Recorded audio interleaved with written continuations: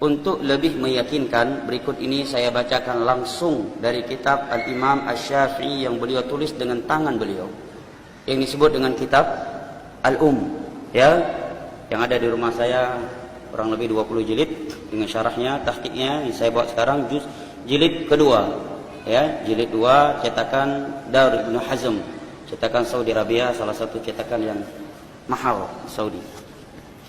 Ya, saya bacakan di sini agar lebih meyakinkan. Kata beliau,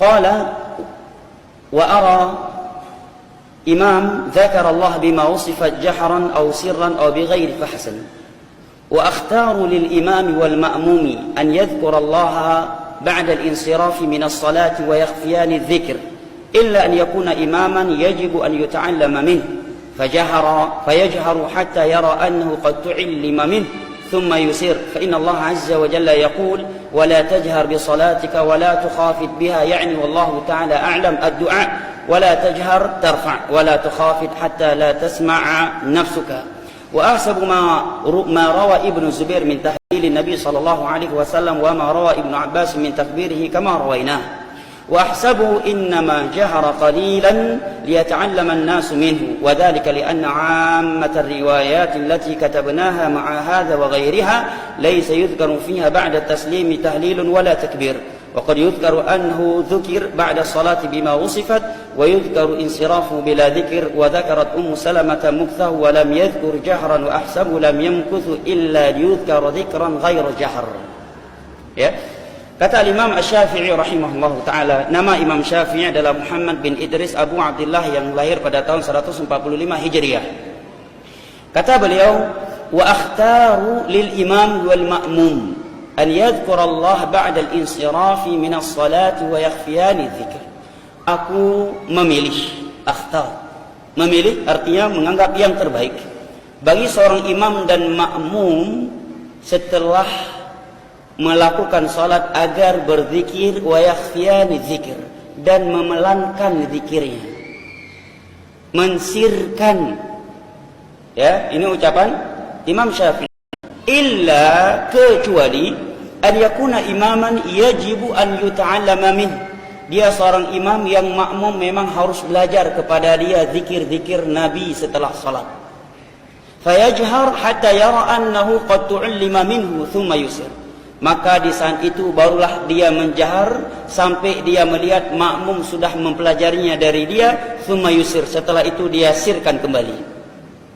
Jelas?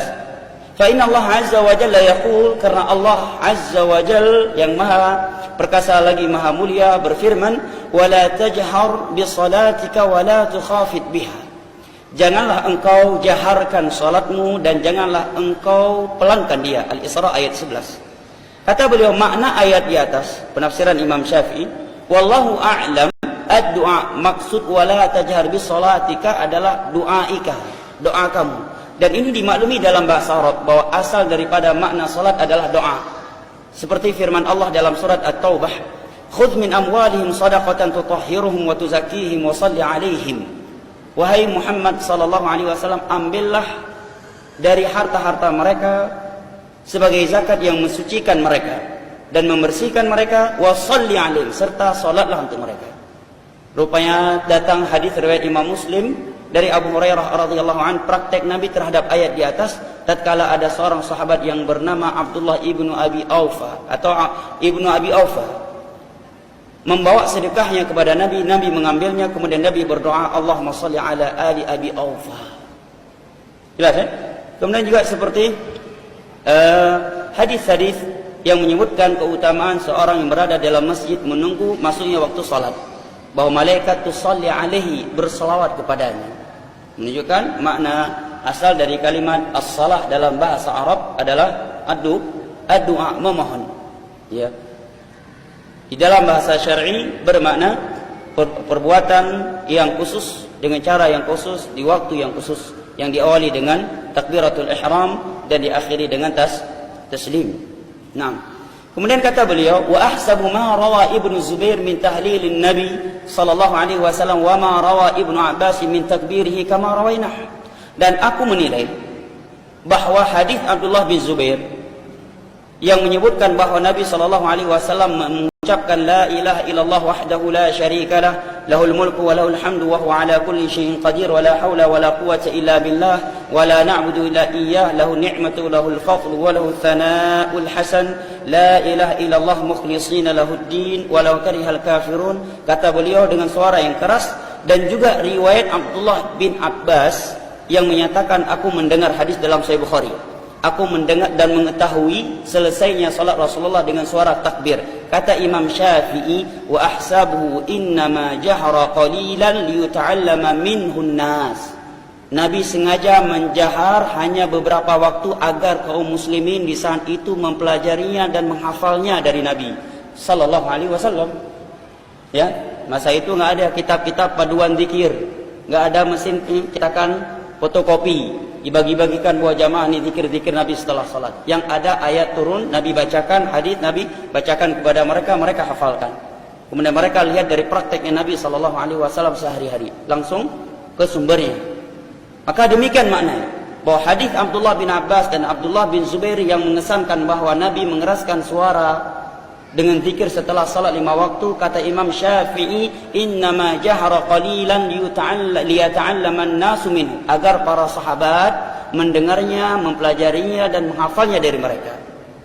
Wa dzalika li anna 'amata riwayat allati katabnaha ma'a hadha wa ghayriha laysa yudhkaru fiha ba'da at-taslim tahlilun wala takbir. Wa qad yudhkar anhu dhikra ba'da salati bima wasafat wa yudhkar insirafuhu bila dhikr. Wa dzakarat Ummu Salamah mukthahu wa lam yadhkur jahran. Karena riwayat-riwayat yang menerangkan keumuman, kebanyakan riwayat-riwayat yang kami tulis, kata Imam Syafi'i, maksudnya yang beliau tulis dari hafalan beliau, yang beliau dapatkan dari guru-guru beliau, yang kami tulis juga bersama riwayat Abdullah bin Abbas dan Abdullah bin Zubair, kebanyakannya itu tidak menyebutkan bahawa Nabi setelah salam terdengar darinya tahlil dan takbir. Di sebagian riwayat yang lain disebutkan beliau mengucapkannya. Di sebagian riwayat disebutkan beliau pergi selesai salat tanpa zikir, dan Ummu Salamah menyebutkan Nabi setelah salat duduk beberapa lama dan tidak beliau sebutkan bahawa beliau menjaharnya. Wala wa ahsabu lam yumkuth illa liyadhkura dzikran ghairu jahr. Dan tentunya Nabi tidaklah duduk sejenak setelah salat yang disebutkan oleh Ummu Salamah, melainkan tujuannya untuk berzikir tanpa jahar. Jelas ya? Riwayatnya Ummu Salamah, saya bacakan ini hafalannya Imam Syafi'i. Kata Imam Syafi'i, akhbarana Ibrahim bin Sa'ad an Ibn Shihab qala akhbaratni Hind bintul Harith bin Abdullah bin Abi Rabi' an Ummi Salamah zawj Nabi sallallahu alaihi wasallam. قالت كان رسول الله صلى الله عليه وسلم إذا سلم من صلاة قام النساء حين يقضي تسليمه ومكث النبي صلى الله عليه وسلم في مكانه يسيرا. قال ابن شهاب فنرى مكثه ذلك والله أعلم لكي ينفض النساء قبل أن يدركهن من انصرف من القوم. Kata Imam Syafi'i menyampaikan kepada kami guru kami Ibrahim bin Sa'ad, dia dari gurunya Ibnu Syihab, Ibnu Syihab dari gurunya Hindun bintul Harith bin Abdullah bin Abi Rabi' dari istrinya Nabi Ummu Salamah radhiyallahu anha. Beliau menyatakan bahawa dahulu Rasulullah sallallahu alaihi wasallam senantiasa setelah salam dari salatnya, para wanita itu berdiri ketika Nabi selesai salam, dan beliau wa makatha an-Nabi sallallahu alaihi wasallam fi makanihi yasira, dan beliau duduk sejenak setelah salam di tempatnya itu. Kata Imam Syafi'i, di sini Ummu Salamah tidak menyebutkan jahar. Yang menyebutkan jahar adalah hadis Abdullah bin Abbas dan Abdullah bin Zubair. Sedangkan kebanyakan riwayat yang menerangkan zikir Nabi setelah salat 5 waktu tanpa menyebutkan jahar. Maka menerangkan kata beliau, ahsabu innama jahara qalilan liyata'allama an-nasu minhu, bahwa Nabi menjahar dengan sengaja di beberapa waktu untuk mengajarkan para sahabat. Dan setelah itu Nabi diam. Kalau ada yang bertanya, kata beliau, fa in qala qailun mithlu dzalik, kalau ada yang bertanya, coba sebutkan contoh-contoh ibadah Nabi melakukannya dengan tujuan mengajarkan dengan suatu cara, setelah itu beliau tidak melakukan lagi dengan cara tersebut. Kata beliau, mithlu annu shalla 'alal minbari yakunu qiyamuhu wa ruku'uhu 'alaihi. Contohnya seperti salat beliau di atas mimbar, berdiri rukuknya beliau di atas mimbar, wa taqahqara hatta yasjuda 'alal ard. Ketika beliau mau sujud, beliau turun dari mimbar mundur ke belakang. Wa aktsaru umri lam yusalli alaihi. Setelah itu Nabi tidak pernah lagi melakukan salat dengan cara seperti itu. Walakin fima ara ahabba an ya'lam man lam yakun yarah mimman ba'dahu anhu. Mimman ba'da anhu. Tetapi Nabi melakukan dengan cara seperti itu salat di atas mimbar, agar para sahabat yang berdiri di belakang tidak melihat beliau, bisa melihat dan langsung melihat bagaimana sifat salatnya Nabi sallallahu alaihi wasallam. Apakah setelah itu Nabi seumur hidup melakukan salat di atas mimbar? Jawabannya tidak. Ya, jelas ya? Jadi, kalau ada masjid yang setelah salat 5 waktu zikirnya tidak bersuara, itulah masjid yang mengikuti Imam Syafi'i. Yang ke Imam Syafi'i, yang ke masjid yang ikut Imam Syafi'i. Dan tanya orang Aceh kan ikut Imam Syafi'i. Lagi yang pegang Imam Syafi'i. Nah, tanya orang Aceh ikut mazhab Syafi'i, kan ya? Ya. Demikian ditegaskan oleh Imam Asy-Syafi'i, dan kita Indonesia kan mazhab Syafi'i. Belum tanya orang Aceh, jangan di mazhab lain. Sebagai orang kan lagi kan, nyo ke mazhab Syafi'i. Dalam kitabnya Al-Um, jilid kedua cetakan Dar Ibnu Hazm, salah satu cetakan termahal di Saudi, ya, halaman 228. Dan kitab kuning, kan kitab putih. Nyo dari kitab kuning lon tuan baca. Jilid 2 cetakan Ibnu Hazm halaman 288. Imam Syafi'i berpendapat bahwa zikir setelah salat 5 waktu dengan sir. Adapun hadis Abdullah bin Abbas dan hadis Abdullah bin Zubair yang menerangkan bahwa Nabi berzikir dengan suara yang terserah setelah salat 5 waktu, kata Imam Syafi'i, innama jahra qalilan liyata'allama an-nasu minhu. Nabi mengeraskan hanya di beberapa waktu saja, tujuannya agar para sahabat beliau mempelajarinya dan menghafalnya dari beliau. Sebagaimana Nabi pernah salat di atas mimbar, ketika ruku di atas mimbar, berdiri di atas mimbar, ketika mau sujud baru beliau turun dan mundur ke belakang. Apakah seumur hidup Nabi salat di atas mimbar? Dan apakah dengan itu kita katakan ya kita salat di atas mimbar?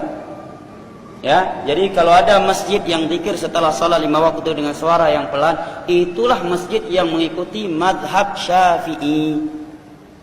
Itulah masjid yang mengikuti mazhab Asy-Syafi'i. Dan yang long tuan baca dari kitab kuning, kitab Imam Syafi'i Al-Um. Ya, kitab Imam Syafi'i Al-Um jilid kedua cetakan Dar Ibnu Hazm halaman 228. Nah, jelas ya? Ini agar lebih meyakinkan. Baik. Jadi berkitab kan dari Google. Ya, bukan pula dari laptop. Baik.